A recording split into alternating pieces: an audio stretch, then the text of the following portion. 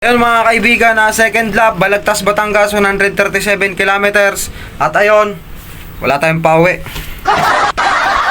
Ayun, congrats nga pala kay Skywalker Loop, o mas kilala bilang Mark Joseph Mangwa. Yung lap winner namin ngayon ng Balagtas, Batangas. Lagi naman naglalap winner yan kahit sa pan-race pa. Alam mo idol, sa lahat ng player nung Alab, ikaw yung gustong gusto kong talunin talaga yung ibon mo. Kaso paano matatalo nito wala tayong pauwi ng Balagtas. Hirap mga kaibigan talaga, sobrang nakaka-stress. Baling inumin na lang yung electrolytes, yung reload, diba?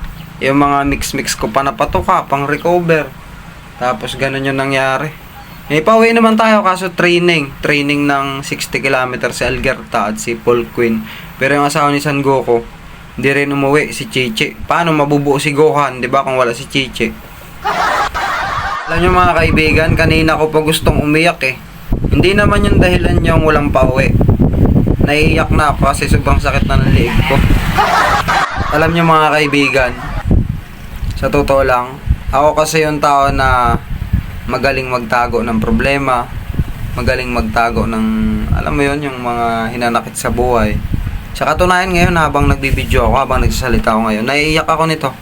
Diba? Ang lupit ko, no? Hindi halata na umiiyak ako.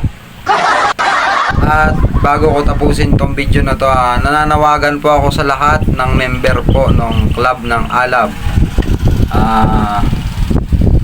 Sa Lunes po, bukas ng umaga, sa lahat po ng mga walang pauwi, ay may meeting po tayo. At yun po ay gaganapin din yung meeting natin sa Balagtas, Batangas, kung saan binitaw yung mga ibon natin. Kita-kits po tayo bukas doon kailangan alas 7, nandun na tayo. Bawal ang pa late kasi nga, huwag tayong tumulad sa mga ibon natin na late lagi. Alas 7, Balagtas, Batangas. Pinag-iisipan ko mga kaibigan yung mga bagay na nangyari sa buhay ko. Kung ano ba talaga yung mali, kung bakit ganun. Sa sa kaso ko ngayon, napapansin ko lang, hindi naman siguro sa sistema kasi nakapawi ako dati ng mas malayo pa sa Balagtas, yung kay Pupa dati, yung Santo Tomas, Batangas, umispeed pa ako ng doon, sa 887, diba? Tapos masama pang pakiramdam ni Pupa nun. Ibig sabihin, yung mga nilalaro ko ngayon, baka hindi nag-match yung mga magulang nila, kahit nasabi may record yung mga lolo nila, no?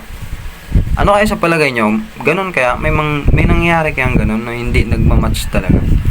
Pero susubukan natin sa iba pang mga player natin kasi lahok-lahok yung natin kasi pinagpala tayo ni Lord, binibigyan tayo ng mga ibon ng mga kakilala natin.